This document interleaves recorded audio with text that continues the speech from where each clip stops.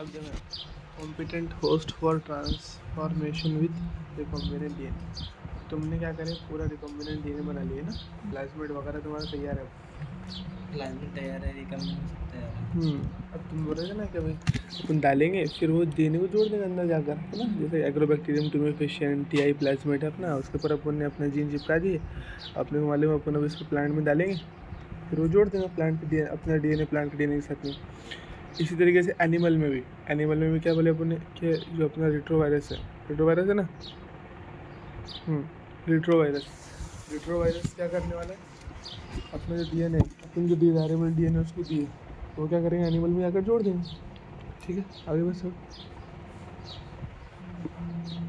तो ये जाएगा कैसा, रेट्रोवायरस ये सारी चीज़ें जो है वो अपन डालेंगे प्लांट में। हाँ, प्लांट में डालेंगे कैसा, गंजीन माइक्रो इंजेक्शन प्लांट में डालेंगे कैसे इसको ना। तो क्या करेंगे, सबसे पहले competent host for transformation with recombinant DNA. क्या करते हैं, अगर बैक्टीरिया है, बैक्टीरिया के अंदर अपने को प्लाज्मिड डालने का है तो डायरेक्ट नहीं जाता ना प्लाज्मिड के मतलब अपने रिकॉम्बिनेंट कैसे डालेंगे। बिल्कुल रिकॉम्बिनेंट डीएनए डाल के तुमने बहुत बड़ी कॉपी बना ली, फिर उसको अलग भी कर दिए। ये बोल दे कि डाल भी दिया, ऐसा भी होगा, लेकिन अब पूरा डालेंगे कैसा है नहीं। बिल्कुल, उसको डालने का प्रोसेस देख रहे हैं अपन को भी। बैक्टीरिया में अगर अपने को डालने का, प्लांट में डालने का और एनिमल में डालने का, उसके लिए अलग अलग मेथड्स हैं। सबसे पहले since DNA is a hydrophilic molecule, क्या है बोलो, हाइड्रोफिलिक हो सकता है ना, पूछ सकता है। तो पहले ही पढ़े ना अपना, हाइड्रोफिलिक रहता है, उसके अंदर नेगेटिव चार्ज रहता है ना, वो पोलर मॉलिक्यूल इसलिए हाइड्रोफिलिक रहता है। हाँ, हाइड्रोफिलिक है, पोलर है इसलिए। ठीक है, it can not pass through cell membrane, तो सेल मेम्ब्रेन से जा सकता है फिर नहीं, हाइड्रोफोबिक रहती है। हाँ, तो प्लांट में भी सेल मेम्ब्रेन रहती है, बैक्टीरिया में भी रहती है, एनिमल नहीं, प्लांट में भी है, बैक्टीरिया में भी है, एनिमल सब में, ऑर्गेनिज्म में बोल सकते हैं, लिविंग ऑर्गेनिज्म। सेल मेम्ब्रेन तो सब में ही है ना। Why in order to force bacteria to take up the plasmid, the bacterial cells must first be made competent to take up DNA। देखो, अगर बैक्टीरिया के अंदर अगर तुमको डालने का है डीएनए, पहले क्या करना पड़ेगा, बैक्टीरिया के सेल को उसके लिए कॉम्पिटेंट यानी काबिल बनाना पड़ेगा, लेने के लायक बनाना पड़ेगा उसको। बोलो क्या, बैक्टीरिया के जो सेल वॉल है वो क्या है, बहुत मजबूत है, क्या बोलो, मजबूत है, स्ट्रॉन्ग है। 2-3 लेयर है ना उसके ऊपर, cell membrane, cell wall, bacteria को काबिल बनाना पड़ेगा। हाँ, इस तरीके का कुछ अपना अरेंजमेंट है। ग्लाइकोकैलिक्स के लेयर, आउटर, फिर सेल वॉल, फिर सेल मेम्ब्रेन। इतनी स्ट्रॉन्ग लेयर में से उसको क्या करना है, तुमको डीएनए को यहाँ से यहाँ डालना है ऐसा। सबसे पहले क्या करना पड़ेगा, तुमको इन लेयर्स को लूज़ कर देना पड़ेगा। क्या करना, लूज़, ताकि बैक्टीरिया के अंदर जा सके तुम्हारा डीएनए। तो अपन बैक्टीरिया में कौन सी टेक्निक अप्लाई करते, समझ में आ रहा ना क्या करें, डीएनए पास नहीं हो सकता है ऐसे, डायरेक्ट नहीं जा सकता, आसानी से नहीं जा सकता। इसलिए क्या करेंगे अपन, जो मेम्ब्रेन है उसको उनको ढीला कर देंगे थोड़ा, है ना, जो भी कुछ है ना उसको थोड़ा ढीला कर देंगे, जिससे वो बैक्टीरिया, ये जो अपना डीएनए प्लाज्मिड है उसके अंदर चले जाए। ठीक, देखो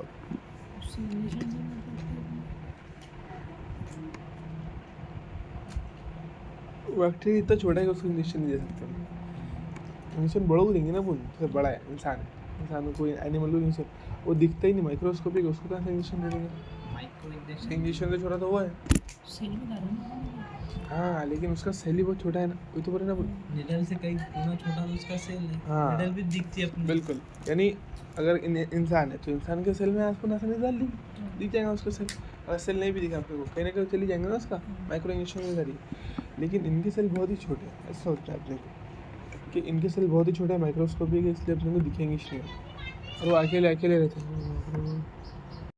चलो, समझ में आ गई तुम्हारे बात। तो अपने उसको कॉम्पिटेंट बनाने, खुद भी बोलो कि क्या कर देना, काबिल बना देना है, competent to take up DNA.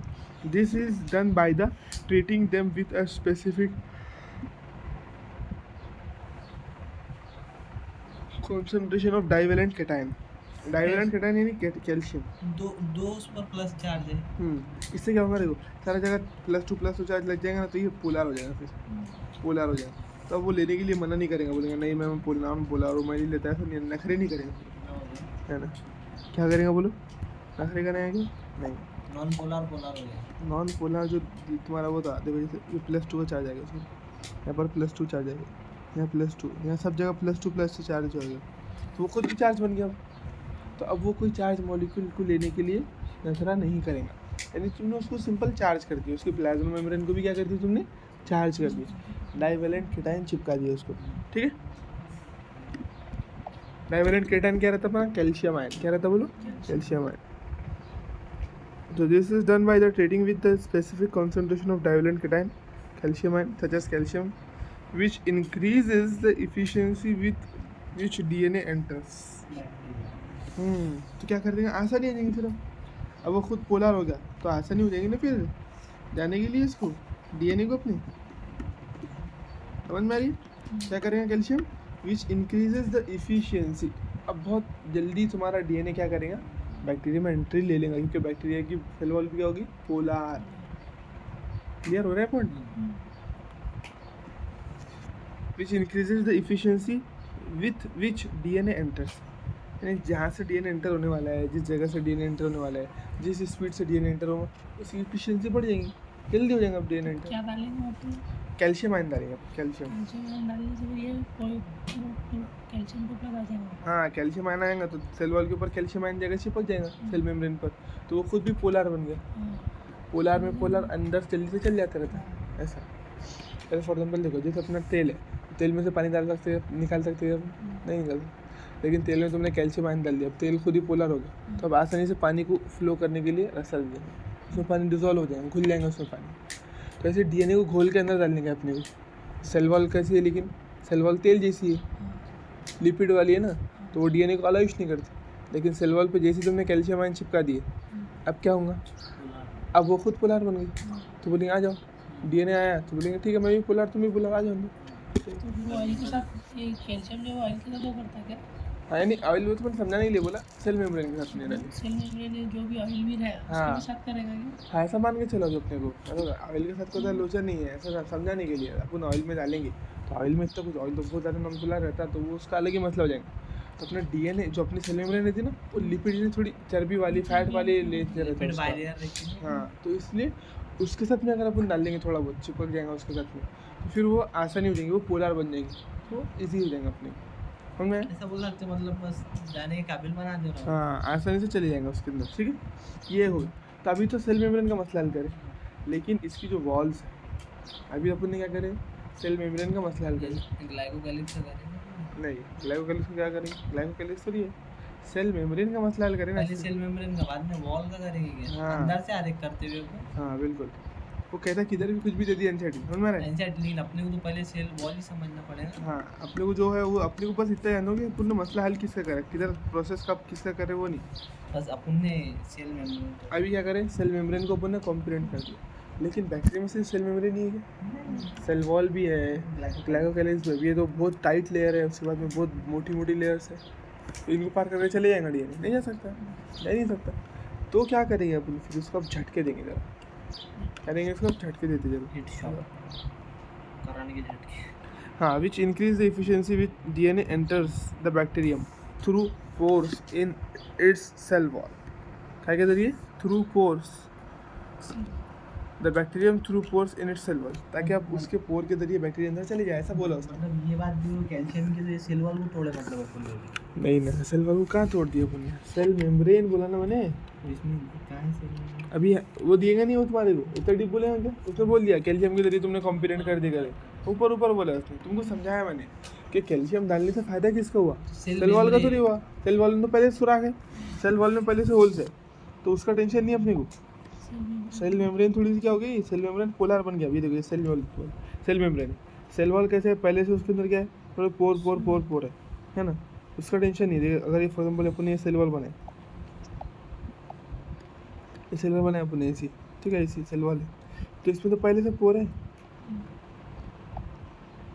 देखो ऐसे पोर्स है इसमें, इसका टेंशन नहीं अपने को, सेल मेम्ब्रेन का टेंशन था एक्चुअली।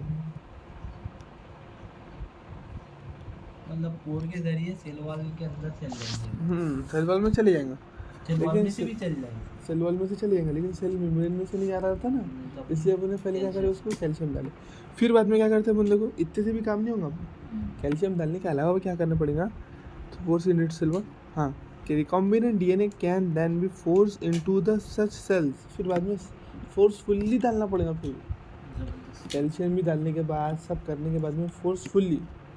तो क्यों, उससे क्या होगा, देखो, forcefully into such cells by incubating. Incubate बोले तो बिठाना, अंडे में बैठती है ना मुर्गी, उसको इंक्यूबेशन बोलते हैं। तो incubating the cells which recombinant DNA on ice followed by placing them briefly at 42 degree celsius heat shock and then putting them back to the ice. यानी पहले उसको ठंडा करेंगे, फिर अचानक गर्म करेंगे, फिर ठंडा, फिर गर्म, तो एकदम ठंडा। देखो ठंडा होने में क्या होगी, वॉल्स जो उसकी सेल मेम्ब्रेन सुखड़ जाती है, cell wall, cell membrane, glycolic, सारी चीज़ें सुखड़ती है, टेम्परेचर से जमती है ना चीज़ें, टेम्परेचर कम होने से। और एकदम से उठा के तुम तवे पर रख देंगे, एकदम से, हाँ, एकदम से पिघलने की कोशिश करेंगे, तो उससे ऐसा फटना चालू, यानी ऐसा बोला तुम उसको ढीली हो जाएंगे उससे, है ना, पूरी वॉल के ऐसी ही तैसी हो जाएंगी। तुम ठंडा करे गरम करते, ठंडा करे गरम, क्या नाटक है क्या, है ना। तो वो क्या हो जाएगा, उसकी वॉल कैसी एकदम पूरी ढीली हो जाएंगी, पूरी लूज पड़ जाएंगी। ये ठंडा गरम करने की प्रोसेस पे इंक्यूबेटिंग कर रहे हैं। हाँ, इनको नहीं, इंक्यूबेटिंग बोलते रखना बोलते बस, इंक्यूबेटिंग बोलते रखना बैक्टीरिया नहीं, इंक्यूबेटिंग बोले तो बस सिर्फ अंडे पे बैठने को बोलते हैं ना, वो जैसे आइस पे रखते हैं उसको इंक्यूबेटिंग बोलते हैं। लेकिन इस पूरी प्रोसेस को हीट शॉक ट्रीटमेंट बोलते हैं। क्या बोलते हैं बोलो, हीट शॉक ट्रीटमेंट। अपना जो सेल है पर्टिकुलर जिसमें अपन डाल रहे हैं, और साथ में अपना वो लिए बैक्टीरिया वाला जो वाला लिए, मतलब जो अपना प्लाज्मिड लिए रिकम्बिनेंट वाला, और जो अपना बैक्टीरिया, उनको हीट शॉक दोनों कर रहे है नहीं है, दोनों कर रहे ना, हीट शॉक एक कंटेनर में हीट कर रहे, शॉक कर रहे, मतलब तो हीट कर रहे, शॉक करने से डीएनए को तो कुछ होने वाला नहीं, डीएनए स्टेबल चीज़ है, लेकिन जो बैक्टीरिया है उसकी हालत खराब हो जाएगी। हाँ, डबल बन गया था, हाँ, तो उसकी हालत खराब हो जाएगी बैक्टीरिया की, तो डीएनए फिर क्या करेंगे, अच्छा हालत खराब होगी तो उसमें अंदर ले लेंगे अंदर। डीएनए को अपने को, नहीं, बैक्टीरिया को एकदम लूज कर देने का। बैक्टीरिया बहुत मजबूत, ट्रिपल मेरी वॉल है, ऐसा मैं बहुत खतरनाक हूँ, तुम करके दिखाओ, ठीक है बोले बेटा, एक काम करो, इसको दो पल्टी तो बस मान दोगे उनके ऊपर। अरे भाई यार, तुम चल जाओ अंदर, बस छोड़ो मेरी जान बोली। हीट शॉक करंट नहीं है किधर से, heat shock is nothing but not a current. Heat shock में क्या करे, तुम तवा ले ली गरम और इधर ले पड़ा, तुमने एक गिलास में ले लिया डीएनए नो, बर्फ़ पे रखे, थोड़ी देर के बाद फ़ौरन उठा के तवे पे रख दिए, फिर बर्फ़ पे रखे, फिर तवे पे। लेकिन तवा कितना गर्म है तुमको मालूम है ना, 42 डिग्री सेल्सियस। कितना, 42 डिग्री सेल्सियस तवा मालूम है ना, क्या सुनेंगे नाम, अमेरिका में वगैरह मिलते रहते तवे, तो चीज़, तो उस पर रख दिया मैंने, फिर कोयले पे रख दो, तुम्हारा दिल बोला, ठीक है। तो एकदम कोयले पे रखेगा तो एकदम से चटका पड़ेगा उस बैक्टीरिया को, फिर अच्छा चटका बढ़ रहा, ठीक है चलो चटका लगा लेगा, फिर फ़ौरन उठा के उस पर रख दिया बर्फ़ पे, हाँ ठंडा। फिर ऐसा जब होगा ना, तो उसका ऐसा जुल्म होगा कि वो लूज पड़ जाएगा बैक्टीरिया, अच्छे से हालत ख़राब हो जाएंगी, तब वो ट्रीटमेंट है। तो करंट नहीं है, कभी याद रखना, heat shock is nothing but not a current, it is temperature, ठीक है। And then putting them back to the ice, this enables the bacteria to take up the recombinant DNA. इसकी वजह से क्या होगा, बैक्टीरिया की हालत ख़राब हो जाएगी, बैक्टीरिया बोलेंगे यार लाओ दे दो बस, मेरे को डीएनए दे दो, मैं ले लेता, अब मैं कुछ भी नहीं बोलूँगा। तो डीएनए खामोशी से एक्सेप्ट कर लेंगे। आई बात समझ, ठीक है।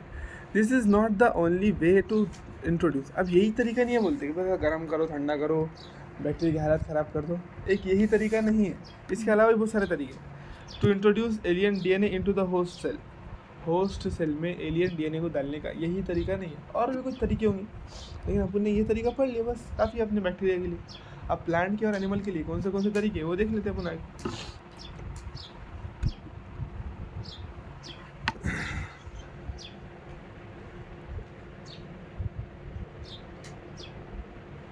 इन a method known as microinjection. अब देखो एक मेथड है माइक्रो इंजेक्शन। इंजेक्शन किसको लगाते हैं, प्लांट को लगाते हैं, बैक्टीरिया को लगाते हैं, नहीं एनिमल्स को, तो बस माइक्रो इंजेक्शन एनिमल्स के लिए प्रोसेस है। उसके न्यूक्लियस में, सेल के न्यूक्लियस में, हाँ, recombinant DNA is directly injected into the nucleus of the animal. Direct nucleus में इंजेक्शन दे दो, ये है ऐसे बस खत्म, इंजेक्शन दे दो उसके न्यूक्लियस में डाल दो डीएनए, ठीक है। Recombinant DNA is directly injected into the nucleus. अब देखो पूरा पूछने के बाद में डेफिनेशन में इनटू द न्यूक्लियस करके याद रखना, न्यूक्लियस डायरेक्टली। ऐसे छोटे क्वेश्चन आए थे इसमें से। अब उसको भी मालूम है कि सबको मालूम रहता है कि माइक्रो इंजेक्शन एनिमल के लिए कर, वही नहीं पूछते बताओ एनिमल के लिए कौन सी मेथड है, नहीं बोलेगा कि माइक्रो इंजेक्शन एक मेथड है जिसके अंदर एनिमल्स को अपन देते हैं, लेकिन कहाँ देते तो साइटोप्लाज्म में। हो गया गलत, ऐसा देता हूँ। आते क्वेश्चन आसान है एनसीईआरटी की, लेकिन चीज़ें ऐसी पूछ ली जाती है साला, अरे क्या बात है साला, ये कोई एनिमल अपन सोचते अरे भाई एनिमल के लिए बोलते बहुत सही है, अरे क्या बात, एनिमल में देते बोले खत्म काम, ऐसा सोचता है इंसान पेपर में बैठे। लेकिन वो दे देगा माइक्रो इंजेक्शन एक टेक्निक है जिसमें एनिमल को अपन डीएनए डालते हैं, एनिमल साइटोप्लाज्म में डालते हैं इंजेक्शन के लिए। गलत हो गया क्वेश्चन, स्टेटमेंट गलत हो गया, समझ में आ रही ना। तो छोटी छोटी चीज़ें भी थोड़ा याद रखना पड़ता है। तो न्यूक्लियस एक चीज़ है, ठीक है, उसको याद रखना है कि न्यूक्लियस के अंदर डालते, साइटोप्लाज्म में नहीं डालते। ठीक है,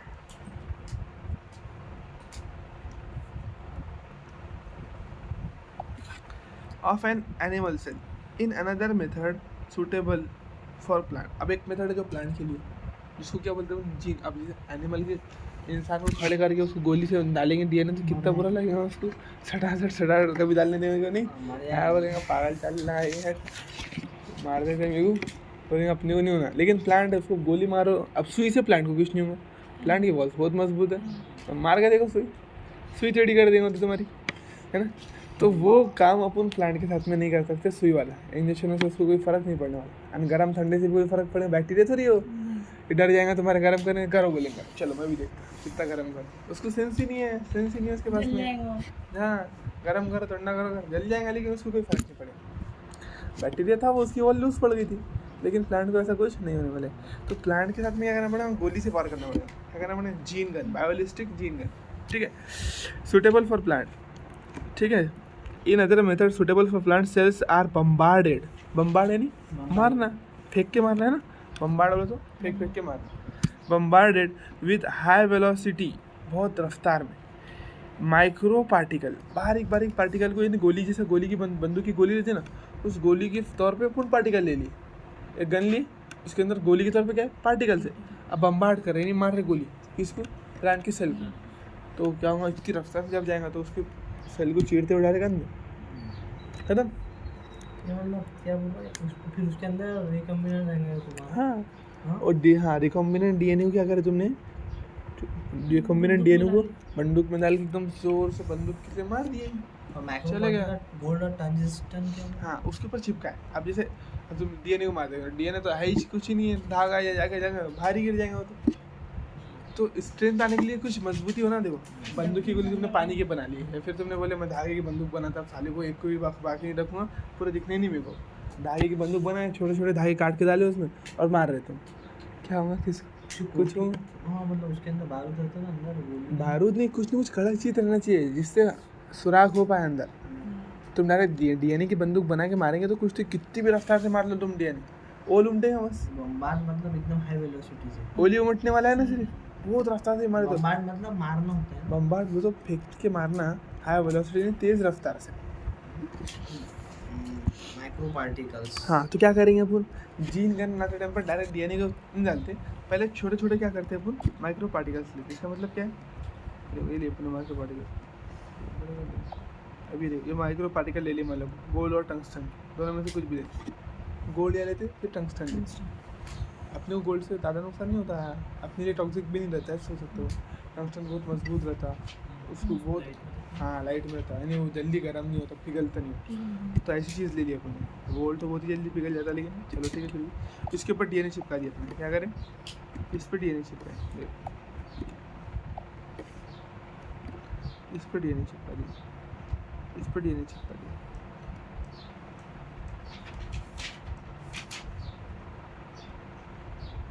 चिपका दिया डीएनए नहीं आ रहा समझ में कुछ। अब टंगस्टन मिल लेते थोड़े से, टंगस्टन ये देखिए गोल्ड हो गया मान लो, चलो ये पीले कलर में तो गोल्ड है, ये देखो गोल्ड है, दिख रहा है गोल्ड तुम्हारे को,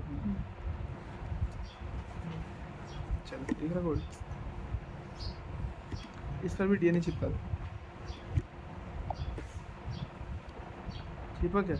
तो ये बन गया तुम्हारे अब गोली, बंदूक की गोली बन गई तुम्हारी अब। दोनों को मतलब दोनों भी बन गए, दोनों एक साथ लगा, दोनों गोली में से कोई भी ले सकते हो, या तो गोल्ड की गोली ले लो या फिर टंगस्टन की, उसके ऊपर तुम्हारा डीएनए चिपका हुआ।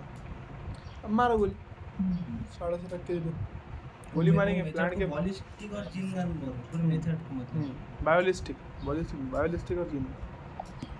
बॉलिस्टिक चलो माइक्रो पार्टिकल ऑफ गोल्ड और टंगस्टन कोटेड विद डीएनए, उसके ऊपर डीएनए लगेगा, उसके अंदर डीएनए नहीं है, coated with DNA in a method known as biolistic और जीन गन। इसको क्या बोलते हैं? जीन गन और बायोलिस्टिक मेथड बोलते हैं। And the last method uses disarm method. Disarm वाला तो देखिए अपन कि जो बीमारी करने वाला है, उसको कर दो। हाँ, जो खुद ही अंदर जाके घुस के बीमारी कर सकता है, उसको इस्तेमाल कर लो। जैसे पढ़े ना एग्रोबैक्टीरियम पढ़े अपन ने, और वो पढ़े कौन सा रेट्रोवायरस, तो वो दोनों को कुछ भी नहीं करना पड़ता उनमें खुद ने इतनी पावर रहती है कि प्लांट के सेल को चीर चार के सब अंदर जाकर मतलब ये प्लांट में जा रहे हैं, ये भी प्लांट में जा रहे हैं डिसआर्म। जरूरी नहीं है, प्लांट में भी बैक्टीरिया में भी इस्तेमाल कर सकते हैं, वायरस में भी, एनिमल में भी इस्तेमाल कर सकते हैं। डिसआर्म पैथोजन, देखो पैथोजन कुछ रहते हैं जो बैक्टीरिया को इन्फेक्ट करते हैं, वायरस, कुछ एनिमल को इन्फेक्ट करते हैं, कुछ प्लांट को इन्फेक्ट करते हैं। बैक्टीरिया नहीं, प्लांट को बैक्टीरिया करते हैं एग्रोबैक्टीरियम, एनिमल को वायरस एग्रोबैक्टीरियम रेट्रोवायरस, और बैक्टीरिया को बैक्टीरियोफेज वायरस। तो इन तीनों को अब ये क्या करते हैं? अपना अपना काम करते हैं। रेट्रोवायरस जाएंगे अपना काम करेंगे, प्लांट एनिमल के सेल को ट्यूमर सेल में कन्वर्ट कर देंगे, एग्रोबैक्टीरियम जाएंगे उसको ट्यूमर में कन्वर्ट कर देंगे, किसको? प्लांट के सेल को, और बैक्टीरियोफेज अपना काम करेंगे बैक्टीरिया के सेल के साथ में। लेकिन इन तीनों के साथ अपना अपन लगा दो। हाँ, लेकिन इन तीनों की वो जो डिजीज की जीन है उसको काट कर अपने इंटरेस्ट की जीन चिपका देंगे, तो ये तीनों जाकर अपनी इंटरेस्ट की जीन डिलीवर कर देंगे। जो अपना काम था वो हो गया। तो ये डिसआर्म पैथोजन एक और टेक्निक हो गई है ना, तो इसमें तुमको तीनों के लिए यूज हाँ ऐसा नहीं, देखो जैसे अपन पढ़ रहे थे एग्रोबैक्टीरियम, वो करने के बाद में बंदूक से मारना पड़ेगा, ऐसा नहीं। वो ये तो खुद ही कर सकते हैं ना, इनको क्या किसी मारना पड़ेगा? तुमने बैक्टीरिया वायरस से इन्फेक्ट करा दिया इंसान को, तो उसके लिए तुमको कोई माइक्रो इंजेक्शन देने की जरूरत भी नहीं, वो खुद ही सेल के अंदर घुस के डीएनए से डीएनए को चिपका देगा। सबसे बढ़िया तो यही है, ना कोई बंदूक की ज़रूरत, ना कोई इंजेक्शन की ज़रूरत, ना कोई शॉक ट्रीटमेंट, बना दो बस रिकॉम्बिनेंट बनाता है।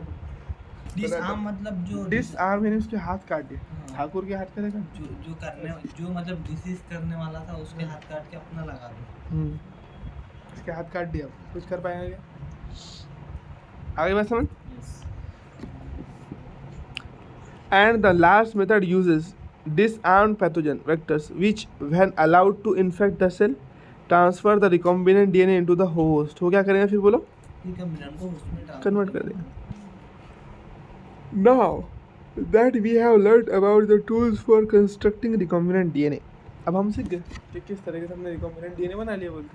Let us discuss the process facilitating recombinant DNA technology. अब यहाँ से डबल से चालू कर लिया प्रोसेस।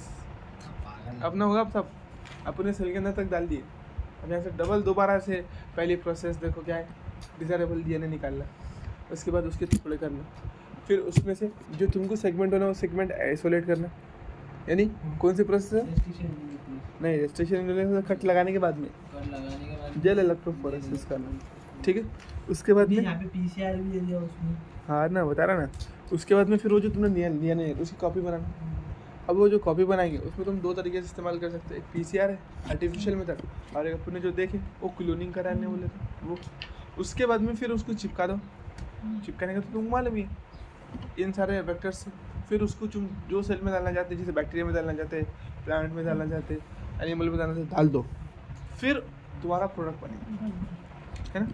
अपना कितना बच्चे लेते क्या हम लेते हैं अभी अभी मतलब ये पढ़े थे ना अपन ने, हाँ ये तो कहाँ से पढ़े थे? बस पूरा पूरा पढ़े थे ना। हाँ बस ऐसे चल हाँ, ये नीचे से ये कटिंग डीएनए चालू है, cutting cutting of DNA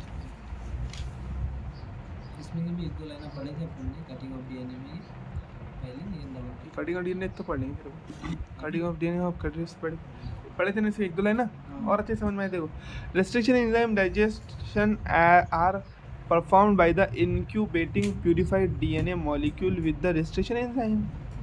in तुम क्या करेंगे, कब कैसा काटेंगे? रेस्ट्रिक्शन एंजाइम के जरिए तुमको काटना है, तो तुम डीएनए को रेस्ट्रिक्शन एंजाइम के साथ में रख दो, कट जाएगा। रेस्ट्रिक्शन एंजाइम डाइजेस्टेड, हाँ, डाइजेशंस आर परफॉर्म्ड। कैसा होता है, कैसा कट लगाते हैं अपन? जो डीएनए लेता है, डीएनए के साथ में रेस्ट्रिक्शन एंजाइम डाल देते। ऐसे ही तो करते ना कि दोनों को अलग अलग कंटेनर में रखेंगे, दोनों को साथ में रखना पड़ेगा तभी तो कट लगाएंगे वो। बाय इनक्यूबेटिंग प्यूरिफाइड डीएनए को किसके साथ में बिठा दो बोलते हैं? Molecule with the restriction enzyme, जब दोनों को साथ में डाल लेंगे तो कट लगा देगा एट द ऑप्टिमल कंडीशन, और उनको ऑप्टिमल कंडीशन दे दो फॉर हाँ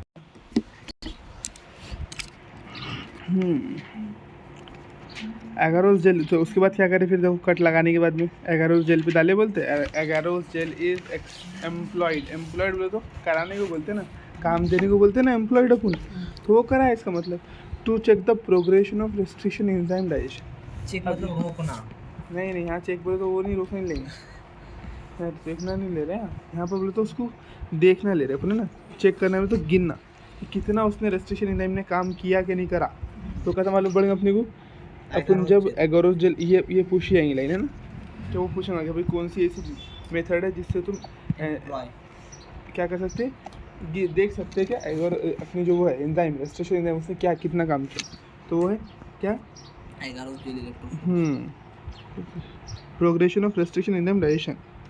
ठीक, तो वही ऐसी प्रोसेस है जिससे तुमको ये मालूम पड़ेगा कि रेस्ट्रिक्शन एंजाइम ने कितना डाइजेशन किया। DNA is negatively charge molecule, hence it moves towards the opposite electrode, यानी एनोड की तरफ जाता है। The process is repeated with the vector DNA. फिर क्या होगा, यही प्रोसेस वेक्टर डीएनए के साथ में भी कर लो बोलते तो एगारोस जेल ये वो सारी चीज़ें बिल्कुल रेस्ट्रिक्शन एंजाइम, तो उसको भी काट डालो, दोनों को सेम एंजाइम से काटेंगे तभी तो चिपक जाएंगे। ये मतलब ये प्रोसेस अपन रेस्ट्रिक्शन एंजाइम काटे तो वो वेक्टर को वो प्लाज्मिड को भी काट लो बिल्कुल।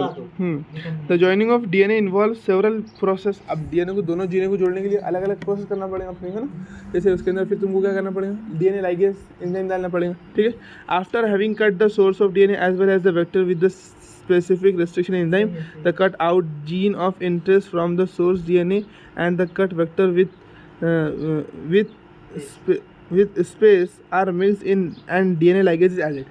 अब कट लगाने के बाद में दोनों को एक कंटेनर में डालो और उसमें DNA ligase डाल दो, तो तुम्हारा जो जीन ऑफ इंटरेस्ट यानी इंसुलिन की जीन है और वो वेक्टर है प्लाज्मिड, वो दोनों को क्योंकि तुमने सेम रेस्ट्रिक्शन एंजाइम से कट किए थे तो जुड़ जाएंगे। This result in the preparation of the recombinant DNA. अब तुम्हारा रिकॉम्बिनेंट डीएनए बन गया। ठीक है, अब इसके केवल तुम्हारे को बहुत सारी कॉपी बनाना है, कॉपी बना के फिर उसमें डाल देना है।